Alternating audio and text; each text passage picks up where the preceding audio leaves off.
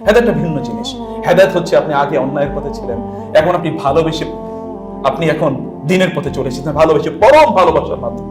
এবং দিনের কথা বললে আপনার চোখ থেকে গড়ে গড়ে পানি পড়ে, আপনি দিল থেকে এত ফিল করেন। মাঝে মাঝে বোনেরা আমাদেরকে ফোন করে বলে যে স্যার এখন দিন প্র্যাকটিস করতে গিয়ে এত ভালোবাসা পাই, এত মজা পাই, এত আনন্দ পাই, বিশ্বাস করেন। গত 3-4 দিন আগে একজন বলছিলেন একটা বাসায়, বলছে রাতে নারী মহিলারা তারা কিয়ামুল লাইল তারা করতে গিয়েছেন, কিয়ামুল লাইল শেষে তারা যখন বাসায় ফিরে আসেন একটু দৌড়ে দৌড়ে প্রায় আসতেছিলেন, একটু দৌড়ে দৌড়ে। একজন বোন বলছিলেন যে আমরা দৌড়ে দৌড়ে আসছিলাম কারণ গিয়ে আমাদেরকে সেখানে সাহারি খেতে হবে। আমি বিশ্বাস করুন চোখটাকে অন্যদিকে নিয়ে এক ফোঁটা পানি আমি একটু মুছে রেখেছি। আমার এত ভালো লেগেছে যে আমাদের নারীরা তারা অন্য জায়গায় গিয়ে দেখেন না, এখনকার শপিং মলগুলোতে রাত্রে 3টা 4টা 2টা 1টা পর্যন্ত ওরা সেখানে হুলস্থুল অবস্থা। আর একদল না বা একদল বোনেরা ওরা যে রাতের অন্ধকারে ওরা মসজিদে যায় অথবা কিয়ামুল লাইল করার জন্য, সেখান থেকে তারা ফিরে আসে। এই যে ভালোবাসা, অথবা ঘরের কর্নারে তারা দাঁড়িয়ে আছে, রাত জুড়ে তারা ইবাদত করে। আল্লাহ সুবহানাহু ওয়া তাআলা এই জমিনটাকে টিকিয়ে রেখেছেন এই সকল বান্দাদের জন্য। আদারওয়াইজ আমাদের মতো চরিত্রের লোক হলে কবেই আল্লাহ তাআলা এটাকে ধ্বংস করে দিতেন। এটা বেশি এলিট ক্লাসের লোক হন না। রাসূলুল্লাহ সাল্লাল্লাহু আলাইহি ওয়াসাল্লাম এর কাছে একজন সাহাবী গেলেন এবং বললেন, ইয়া রাসূলুল্লাহ, আমার ছোট ভাই ও অন্য জায়গায় থাকতো, এখন সে এসে আমার বাসায় থাকে, ও এখানে আহলে সুফা এখানে এসে মসজিদে নববীতে আপনার কাছে বসে থাকে, জ্ঞান অর্জন করে, এরপরে বাসায় ফিরে যায়, খায় আর ঘুমায় আর জ্ঞান অর্জন করে। ইয়া রাসূলুল্লাহ, ও তো আমার কোনো কাজে সাহায্য করে না, ব্যবসা বাণিজ্যে কিচ্ছু সাহায্য করে না। ইয়া রাসূলুল্লাহ, আমি এই জন্য আপনার কাছে অভিযোগ দিতে এসেছি। রাসূল সাল্লাল্লাহু আলাইহি ওয়াসাল্লাম কি বললেন জানেন? অসাধারণ কথা, লাআল্লাকা তুরযাকু বিহি, হতে পারে তুমি যে রিজিক প্রাপ্ত হয়েছো না, সহিহ হাদিস, তুমি যে রিজিক প্রাপ্ত হচ্ছে না, তোমার যে আয় ইনকাম হচ্ছে না, এই আয় ইনকাম ওর কারণে হচ্ছে, ওর কারণে হচ্ছে। এই জমিনে এমন কিছু বান্দা আছে যারা আল্লাহর কাছে ভিভিআইপি, এদের কারণে আল্লাহ সুবহানাহু ওয়া তাআলা আপনাদেরকে বাঁচিয়ে রাখছেন। ইন্নাকুম তুনসারুনা ওয়া তুরযাকুনা বিদুআফাইকুম, তোমাদের মধ্যে যারা দুর্বল তাদের কারণে আল্লাহ তাআলা তোমাদেরকে সাহায্য করছেন এবং তোমাদেরকে রিজিক প্রদান করছেন। আল্লাহ তাআলা তাদের কারণে, এরা আল্লাহর কাছে ভিভিআইপি, প্লিজ বিশ্বাস করুন। এরকম ভিভিআইপি তে আপনি নিয়ে যান, ইয়াং জেনারেশন প্লিজ তোমাদেরকে তোমরা এরকম ভিভিআইপি তে নিয়ে আসো, এরকম ভিভিআইপি তোমরা করো তোমাদের নিজেদেরকে। যে সকল ইয়াং ছেলেদেরকে আমি দেখতাম তার আগে মুভি সিনেমা ইত্তেকার নিয়ে তারা ব্যস্ত থাকতো, এখন তার কোরআন তেলাওয়াত নিয়ে ব্যস্ত থাকে। ওরা এখন কোরআন বুঝতে আসে, কোরআন আচরণগুলোতে ওদেরকে অন্যদের চেয়ে বেশি পাওয়া যায়। বিশ্বাস করুন এখনকার কোরআনিক সেশন, হালাকা, দিনী সেশনগুলোতে অন্যদের চেয়ে এদেরকে বেশি পাওয়া যায়। এটি আমাদের জন্য প্রচন্ড ভালোবাসার একটা কারণ, এটি আমাদের জন্য একটা বিশাল বড় একটা সম্ভাবনা এবং প্রত্যাশা আমাদের জন্য জাগরুক রাখে। আমি তো মনে করি এটাই হেদায়েত। হেদায়েত কাকে বলে? ও তো সিনেমা দেখে ওর সময়টা কাটাতো, লেটেস্ট রিলিজ কি এসছে, লেটেস্ট কাস্ট কি সেটা দেখতো, হলিউড টলিউডের সব শেষ কি সিনেমা এসেছে, অথবা সেখানকার হিরো এবং হিরোইন অথবা সেখানকার নায়ক নায়িকাদের তাদের জীবন যাত্রা নিয়ে আলোচনা করতো। কিন্তু এখন ওরা কোরআনের পাতায় পাতায় হেদায়েত খুঁজে বেড়ায়। এগুলো তো আল্লাহর কাছে এলিট, এরা আল্লাহর কাছে মুসাব ইবনে উমাইরের মর্যাদার অধিকারী রাখে, এরা মুআজ ইবনে জাবাল অথবা আনাস ইবনে মালিকের মর্যাদা এরা রাখে আল্লাহ সুবহানাহু ওয়া তাআলার কাছে। প্রিয় ভাইরা, তোমাদেরকে তোমরা এরকম করো, ভাইরা আপনাদের সন্তানদেরকে এরকম ক্লাসের সন্তান একটু বানান না প্লিজ। ওদেরকে এরকম লেভেলে ওদেরকে নিয়ে যান, ওদেরকে দ্বীনের কথা ওদেরকে বলুন।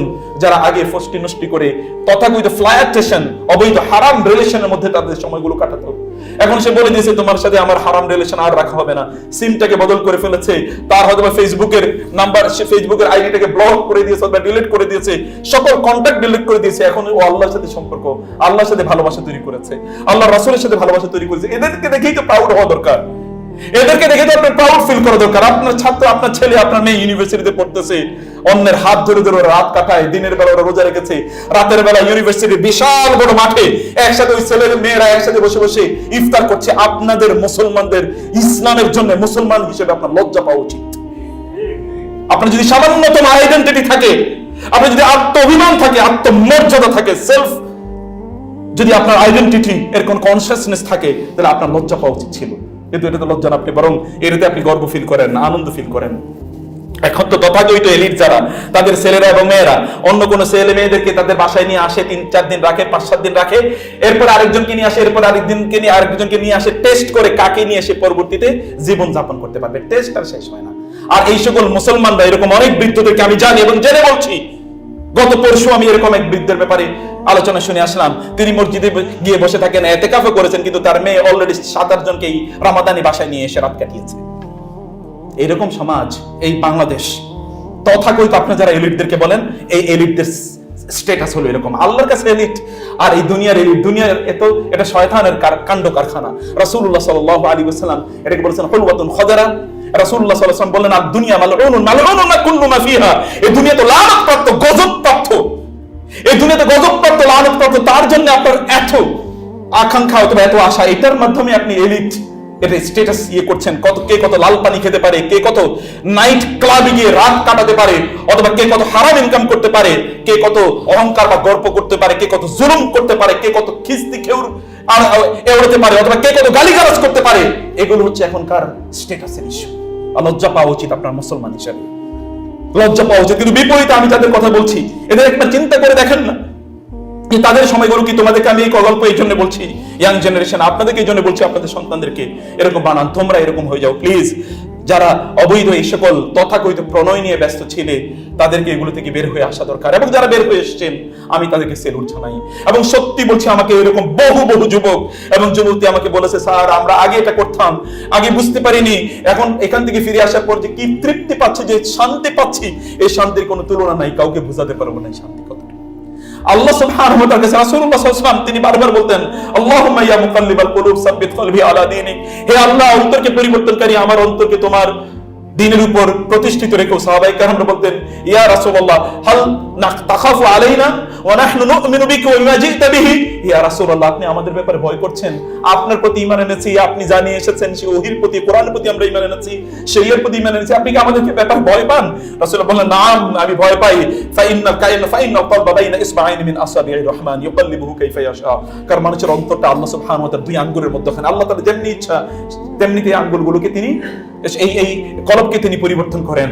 এবং জাবের এবং আব্দুল্লাহ ইবনে আব্বাস রাদিয়াল্লাহু তিনি বলছেন বুখারী হাদিসে, রাসূলুল্লাহ সাল্লাল্লাহু আলাইহি ওয়াসাল্লাম বারবার তার এই ডান আঙ্গুলটাকে বলতেন, ওয়া মুকাল্লিবাল কুলুব ওয়া মুকাল্লিবিল কুলুব ওয়া মুকাল্লিবিল কুলুব, আল্লাহর শপথ করে বলছি যিনি অন্তরকে পরিবর্তন করেন, তিনি আল্লাহর শপথ করে বলতে গিয়ে তিনি বলতেন, অন্তরকে পরিবর্তনকারী আল্লাহর শপথ করে আমি বলছি। ডান আঙ্গুলকে এভাবে দেখিয়ে রাসূল সাল্লাল্লাহু আলাইহি ওয়াসাল্লাম বলতেন। এটা এতটা ভয়াবহ, এতটা ভয়াবহ। কখন যে আল্লাহ তাআলা কার অন্তরকে পরিবর্তন করে দেন, অন্তত পরিবর্তনকারী মালিক আল্লাহ। আলা বিযিকরিল্লাহি তাতমাইন্নুল কুলুব। আপনি কোথায় শান্তি খোঁজেন, কোথায় শান্তি খোঁজেন? লাল পানির চুমুকে, ফ্লাইট স্টেশনের মাধ্যমে? এই যে পুরুষরা যারা বড় হয়ে গেছেন, অথবা তারা তোমরা যারা যুবক আছো, অন্য নারীদের দিকে তাকালে তোমার অন্তরে কোনোদিন শান্তি তৈরি হবে না, আল্লাহর কসম কখনো শান্তি হবে না, কখনো হবে না। বরং অন্তরকে, চেহারাটাকে যতটা নিচু রাখা যায় ততই হচ্ছে শান্তি, ততই শান্তি। জন্য সলফে সালিহিন তারা বলতেন, আমরা কোনো নারীর দিকে তাকানোর পর আমরা বাসায় গিয়ে দেখতাম আমাদের বউরা আমাদের সাথে উল্টাপাল্টা আচরণ করতেছে, অথবা আমাদের ঘোড়াটা আমাদের সাথে উল্টাপাল্টা আচরণ করতেছে। অন্য কারোর দিকে তাকান, ইমিডিয়েট রেজাল্ট পেয়ে যেতাম। এখন আপনি বলবেন, আমি তো গত 30 বছর পর্যন্ত আকাম করে যাইতেছি, কিচ্ছুই তো হয় না। আল্লাহ সুবহানাহু ওয়া তাআলা একদম লোকের জাহান্নামের কিট বানাইছেন, ওর জন্য তো জাহান্নামই যথেষ্ট। ফেরাউনকে আল্লাহ সুবহানাহু দিয়ে দিয়েছেন, আল্লাহর যত প্রিয় আল্লাহ সুবহানাহু তাদেরকে তত দ্রুত কারেকশন প্রদান করে দেন। আর আল্লাহ তো আপনাকে ভ্রুক্ষেপই করেন না, যা তুই যেদিকে যাওয়ার এইদিকে যা। এক ইহুদি এসে বলল একজন আমাদের সালাফকে, যে কই আপনারা নাকি নামাজে দাঁড়াইলে আপনাদের নাকি শয়তান এসে বিভিন্ন ভাবে আপনাদেরকে ধোঁকা দেয়, কই আমরা তো ইবাদতে দাঁড়াইলে আমাদেরকে শয়তান ধোঁকা দেয় না। তিনি বলেন, আহারে তুমি তো বুঝোই না, তুমি তো নিজেই শয়তান, তোমারে আবার শয়তান কি ধোঁকা দেবে? তুমি তো নিজেই শয়তান। শায়াতিনুল জিন্নি ওয়াল ইনসি মিনাল জিন্নাতি ওয়ান নাস, আল্লাহ বলেছেন। তো তুমি তো নিজেই শয়তান, তো তোমার শয়তান আবার কি ধোঁকা দেবে? শয়তান তো আমাকে ধোঁকা দেবে, কারণ আমার মধ্যে ঈমান আছে। চোর তো সেখানেই যায় যেখানে কিছু পাওয়া যায়, ডাকাত তো সেখানে যাবে যেখানে কিছু পাওয়া যাবে, যেখানে কিছু নাই ওখানে ডাকাত চোর কি জন্য যাবে? সেখানে আছে কি পাওয়ার জন্য, সেখানে তো কিছুই নাই। প্রিয় ভাইরা, সেজন্য বলছি, যে সকল ছেলেমেয়েরা এতদিন পর্যন্ত তারা পর্নোগ্রাফিতে লিপ্ত ছিল, রাতের বেলা তারা গভীর রাত জুড়ে তারা পর্নোগ্রাফিতে তারা তাদের সময় কাটাতো, এখন তারা কোরআন তেলাওয়াতের মাধ্যমে, দ্বীনি লেকচারগুলো শোনার মাধ্যমে, দ্বীনি কথার মাধ্যমে, অথবা ধরুন ইবাদতের মাধ্যমে তাদের সময় কাটায়। এদেরকে সেলুট করুন, এদেরকে খুঁজে খুঁজে বের করুন। ওয়াসবির নাফসাকা মা'আল্লাযীনা ইয়াদউনা রাব্বাহুম বিল গাদাতি ওয়াল আশি ইউরিদুনা ওয়াজহা ওয়া লা তা'দু আইনাকা আনহুম তুরিদু যিনাতাল হায়াতিদ দুনিয়া ওয়া লা তুতি' মান আগফালনা কলবাহু আন যিকরিনা ওয়াত্তাবা'a হাওয়াহু ওয়া কানা আমরুহু ফুরুতা।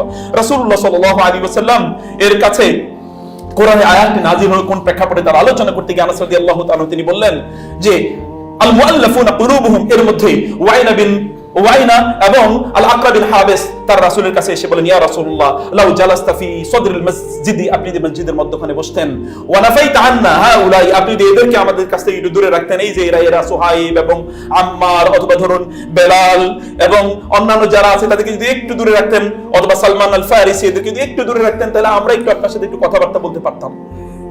এর সাথে সাথে কোরআনে আয়াতটা নাযিল হয়ে গেল যে আপনি তাদের সাথে সময় কাটাবেন যারা সকাল এবং সন্ধ্যায় আল্লাহকে ডাকে এবং আপনি তাদের কাছ থেকে চোখ ফিরিয়ে অন্যদের সাথে আপনি সময় কাটাবেন না, তাইলে কিন্তু আপনার খবর আছে। ওয়ালা তারকানু ইলাল লাযিনা যালামু ফাতামাসসাকুমুন নার।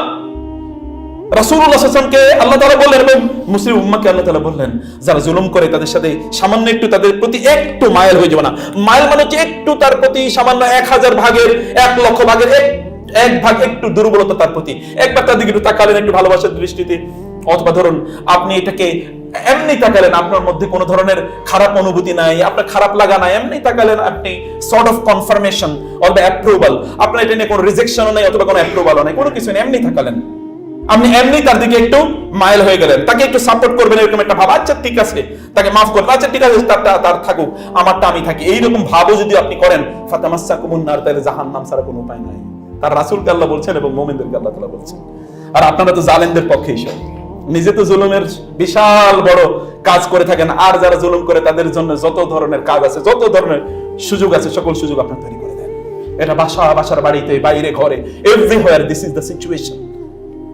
রাসূলের কাছে এরা যখন এই প্রস্তাব দিল, আল্লাহ তাআলা কোরআন আয়াত নাযিল করে তিনি দ্রুত সাথে সাথে সেখান থেকে উঠে গেলেন। রাসূলের অবস্থা দেখেন, ইমিডিয়েটলি তিনি সেখান থেকে উঠে গেলেন এবং উঠে গিয়ে তিনি ওই মসজিদের কর্নারে, ওই যে যারা দুর্বল, যাদের জামা কাপড়গুলো হাদিসে এসে যে তাদের মাথায় টুপি নাই, তাদের জামা কাপড়গুলো খুবই আপনার পুরনো এরকম ছেঁড়া, তাদের পায়ে কোনোদিন জুতা থাকতো না এবং তাদের চামড়াগুলো খসখস খসখস করছে, চেহারা এইরকম কোন ওই যে আপনাদের মতো ওইরকম কোন টস করে না, এইরকম ভাবে এদেরকে খুঁজে গিয়ে রাসূল সাল্লাল্লাহু আলাইহি ওয়াসাল্লাম তাদের কাছে বসলেন এবং বললেন, আলহামদুলিল্লাহিল্লাযী জাআলা ফি উম্মতি আল্লাযীনা আমারানি আন আসবিরা মাআহুম।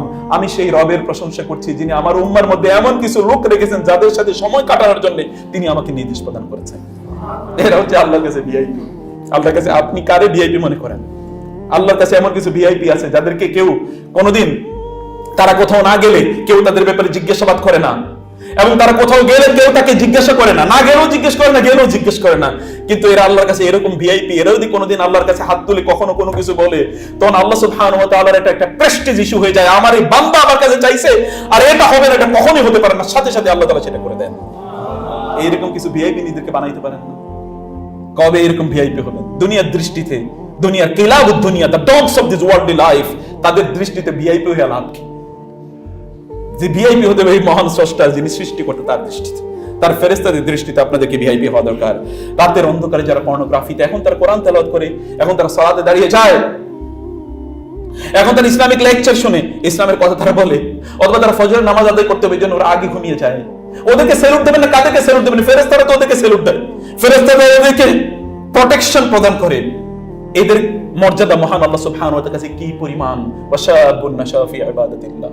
আল্লাহর কাছে সবচেয়ে ভিআইপি 7 শ্রেণীর লোকদের মধ্যে একদল হচ্ছে ওয়াশাবুন নাশা ফি ইবাদাতিল্লাহ, সেই সকল যুবক যুবতীরা যারা আল্লাহ সুবহানাহু ওয়া তাআলার সন্তুষ্টির জন্য তাদের সময়গুলোকে তারা কাটিয়ে দেয়, আল্লাহর জীবন ব্যবস্থার উপর তাদের সময়টা কাটায়। আপনারা বৃদ্ধরা আপনাদের জীবনটা কিভাবে কাটান না? Make yourself. এটা যৌবন, এটা কোনো বয়সের উপর ভিত্তি করে নির্বাচিত হয় না, এটা আমল এবং আপনার উদ্দীপনার উপর নির্ভর করে। আপনি কেমন আমল করেন বা আপনার উদ্দীপনা কোন লেভেলের, তার উপর নির্ভর করে।